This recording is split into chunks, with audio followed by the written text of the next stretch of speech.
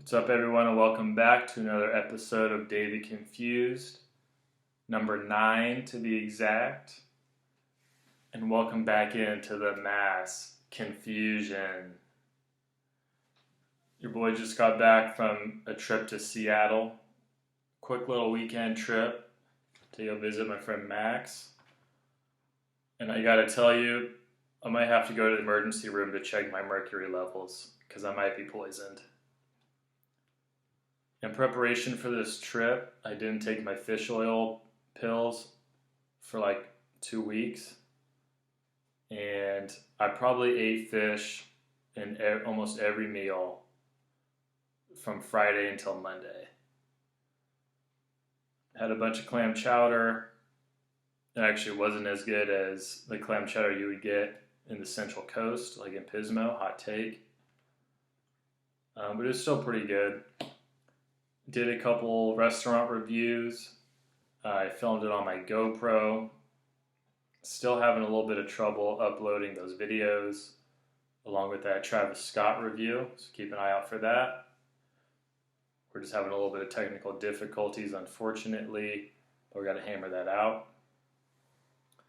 But the trip to Seattle was cool. Haven't really gone anywhere since Corona and the quarantine, so got to go up there and have some crazy stories. First of all, I got to go to the original Starbucks, which was kind of a letdown. It was pretty old-timey. They had a bunch of memorabilia where you could tell they were just trying to make a quick buck because it was the first Starbucks, but we went through Pike Place Market, the famous place where they throw the fish. I did not get to throw the fish, unfortunately, but the original Starbucks is right across the street. And waited in line for about 45 minutes. Went inside, like I said, it kind of looked like straight out of Hogwarts. A lot of rich mahogany. It was pretty cool, but it wasn't anything crazy special. I ended up getting some kind of exclusive French vanilla nitro cold brew drink. No big deal. But it was a good experience. It wasn't anything crazy. We hit all the spots. I went to the Space Needle. I didn't go all the way up, but I just walked around the base of it. They had this big gum wall, kind of reminiscent of San Luis Obispo gum wall. It's just not as good. Like I said, going back to my original theory, Seattle is just a worse Central Coast. But the city itself was really cool. We ended up driving down by Chaz, Capitol Hill Autonomized Zone. That was the area, if you don't remember, that during all the protests, they pretty much took over a whole city block and policed themselves. I think it lasted for like a month or two, but it ended up in a couple people being shot, a couple media members getting roughed up for just trying to do their job and reporting. So when I went to Seattle, I was like, I definitely want to check this place out. So it was kind of hard. We had to kind of dig through Google to find out the exact like cross streets of where it was at. Kind of took a little while, but we found it, and all I gotta say is not impressed. It was pretty much like 2 blocks that were kind of sectioned off. A lot of graffiti. There was maybe like one park that was the epicenter that you could tell it had a bunch of tagging. It said like "fuck 12," "fuck the pigs." You had a big BLM like letters in the street on one part that were coned off. That was cool. But other than that, it kind of just, like I said, it was like a block or two, and then it kind of just disappeared, and it went back to really nice suburban area. And I'm expecting, I'm walking around San Francisco, Haight-Ashbury is 10 times worse than Chaz. Chaz is weak as hell. I'll go ahead and say it. overrated. San Francisco, I feel like even LA is way more live than them. Hot take. Like I said, I gotta figure out the GoPro. I have a lot of footage on there. I saw a bunch of. It was kind of raining, and literally everyone was out running in the rain, which was kind of cool, but also kind of dangerous. We actually walked by the Seahawks stadium, CenturyLink Field, and you couldn't even tell it was game day. It was pretty weird because it was absolutely empty. We kind of walked all the way up to the gates of the stadium, and they were just blaring music, and there was no one around. It was a big Sunday night game against the Vikings, and you couldn't even tell because no one was there. Kind of crazy, but that's the reality of modern times. But speaking of the Seahawks, the first day I was there, I was driving down the street and I actually saw Ciara walking her Great Danes. So after the Seahawks game, one of the weirdest things that has ever happened to me occurred. I had a couple joints and we're walking through this park, smoking them, blazing a couple bones, and we look and there's like a little recreation softball field in the middle of this park. And mind you, it's 10 p.m. on a Sunday night. We're walking through and there's a random guy out in center field just absolutely crushing baseballs and softballs as hard as he can in no real direction or rhyme or reason. He's just slugging these balls as hard as he can. So we're kind of sitting there and I'm smoking and we're kind of trying to figure out what this guy's doing. And maybe 5 minutes goes by and all of a sudden the guy starts hitting the balls over towards us. And then he starts getting closer and closer until eventually he just gets down to the fence and he goes like this and he's just looking at us. And we're kind of up on an embankment and all the smoke is just kind of like flowing right in his face. And he kind of just stares at us, and I kind of like, to break the tension, was like, oh, you getting some healthy hacks in? And the guy just kind of like does this sigh, and he's just like, just not good, man. And then we're just like, oh no. And immediately he just starts just spilling out his whole entire life story in front of us. He goes, my divorced wife of 24 years hit me up on Facebook and told me she still has feelings for me. And immediately we're just like, oh shit. And he goes, yeah, I did some research about 6 months ago and I found her, but I didn't know if it was her, and it was her. She was the one that messaged me. And we're like, oh, okay. And this guy kind of had a weird vibe to him, like kind of psycho vibe, but it was too early to tell. And he didn't even let us say anything. He would just keep talking, and he goes, yeah, man, I was just such an asshole when I was with her, but I've changed. When we broke up, she asked me to still be the father to her son, which is my stepson.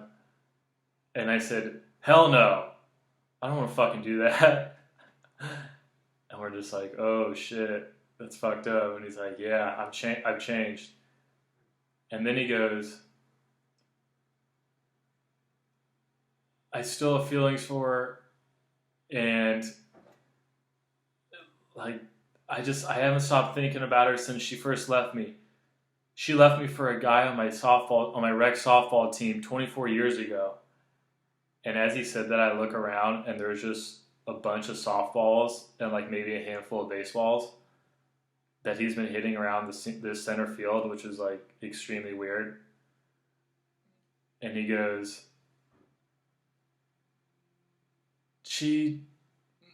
I keep getting all these weird signs. I don't know what to do. And he like puts his head in his hand. He's like, my fucking parents, they're going on a trip to Montana. They're going to Flathead, Montana. That's our fucking hometown. They've never been to Montana before. They had no idea.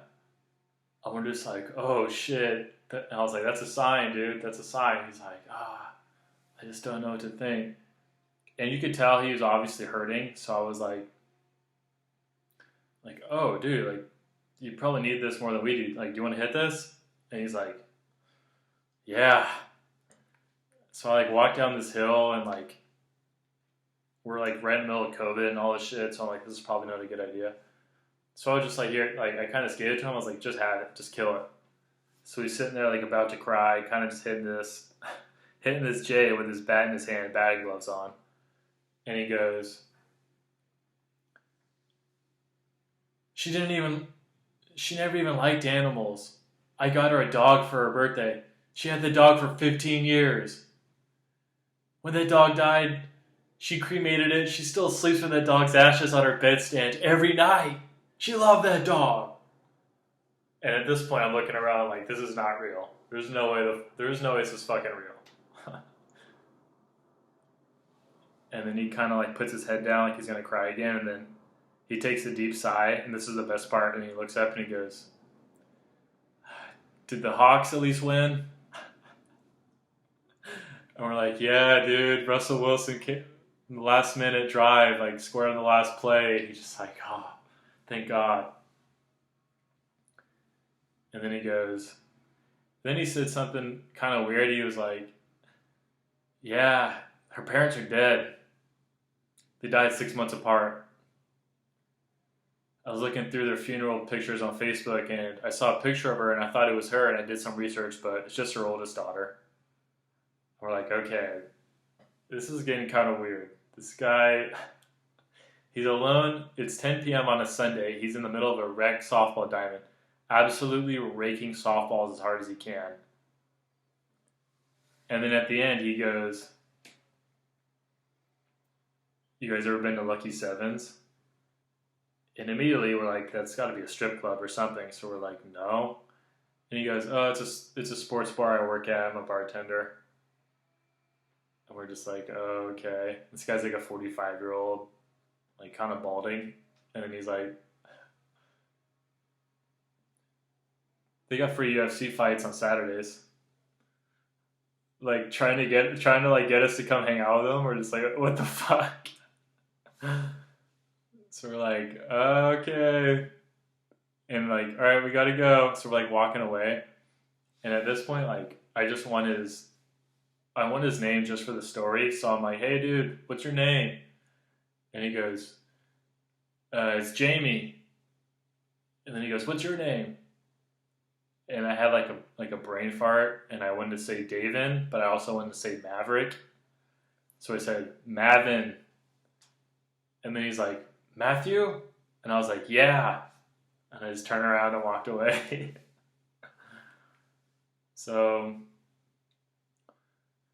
Seattle, Washington, Jamie, if you're currently watching this and you're in Seattle, in the Bellevue area, Saturday night's UFC, go hit up your boy Jamie. But that was a fucking wild story. The guy at the end was like, just like, thanks for hearing me out, you guys. I just needed someone to vent to. And we're like, you probably would have killed someone tonight. You probably would have killed your ex-wife if you didn't talk to us. So, not going to brag, but I did save a life. Next up, more stories from the road. Your boys bobbing and weaving, slinging the finest cannabis in the Central Valley, cruising around the Prius, seeing some wild shit. The other day I saw a guy kind of off of Floridora. Well, first of all, I saw a fight a while ago, an actual street fight on the railroad tracks as I'm delivering. But this latest one, I saw a guy, he was a meth head. It's like 98 degrees outside. He's wearing like full baggy cargo pants, no shirt. And he's just getting his hat and just like tossing it up in the air as high as he can. like higher than like a 3-story building, and then it'll drop just like right down the middle of the street, and you won't even think twice. He'll just go and get it. The other thing that I realized uh, when you're driving in a Prius is that it just automatically sets guys off that have like ego problems. Like if you're in a lift, if you pull up next to a guy in a lifted truck and you beat them off the line with they're not paying attention, they will absolutely floor it after the next stop sign or stop light just to like send a message that they're not going to be beat by a Prius, which is kind of funny but also kind of dangerous. But I never realized it because of my shitty Ford Focus that drag racing on streets is probably the most like adrenaline pumping, high octane, intense thing you could possibly do, and I fucking love it. The other day it was pretty late. I was kind of by like Clovis East area. I stopped at a stop sign, and there's this little like, I think it was a Subaru or something, kind of souped up, and I pulled the stop sign and kind of beat the guy off the line. And there's maybe like 4 stop signs all in a row at these blocks. I pull up and immediately this guy starts revving his engine. And I was like, you know what? I'm going to put this Prius in a power mode. We're going to really see what this thing's made of. So we just start hauling ass. And then he starts, like his is honestly stick shift. He puts on the NOS and just blows right past me. And I realize I have to turn. So I just kind of like turn and get him off my tail. But I had to pull over and just check my pulse, and then my heart rate was probably like double the normal amount. That will get your shit jacked, and I kind of want it again. Might have to take this out to this Madera Speedway out there in the fairgrounds. But I'm starting to realize maybe I should moonlight as a street racer. I was at Blackstone and Ashland area, and I was driving and I found myself in the middle of a pack of like 4 Rice Rockets. Like 4 Honda Civics that probably had more, like the upgrades on these cars were probably worth more than the cars themselves. And I didn't even realize it. I kind of just appeared in the middle of like 3 or 4 of them, and they all were kind of like swerving in and out of like lanes and like kind of just doing cool tricks and like had their music blaring and their little neon going. And I'm right in the middle, so immediately I just started doing it too, and we're just like a pack of dolphins just kind of like taking over the street. People are like pulling over, and pedestrians are jumping out of the way, and we're just like, it's like this parade of just like a Need for Speed parade just going down the street. I never felt more cool in my whole life. So those are just little perks of being a cannabis delivery driver in 2020. But going back to my car, I'm slowly in the stages of maybe getting a new one because, like I said, my Ford Focus has about 20 different recalls on it. I'll be driving and it'll give me like a siren, like, woo, woo, woo. Brake fluid low. Like, service immediately. And it's like, does that mean my brakes are going to go out? I'm currently going 81 miles an hour on the 99. Am I going to die? And then it'll just disappear. And then it'll resurface like another week later. Once in a blue moon, I'll get like the engine light because my transmission is fucked, and it'll start like really messing up. And then I just wait it out for a couple of days, and somehow it just heals itself and it goes back to normal. I have a freaking leopard gecko as a car, so we'll see. But I'm out there grinding on the road. We're gonna start doing a new segment next episode. I'm gonna leave my number. Maybe even on my social media, but at least on YouTube. And if you text me or leave a voicemail regarding the show, or maybe even just a question, I will respond and read it on the next show. So I'm going to be promoting that. And until next time, peace.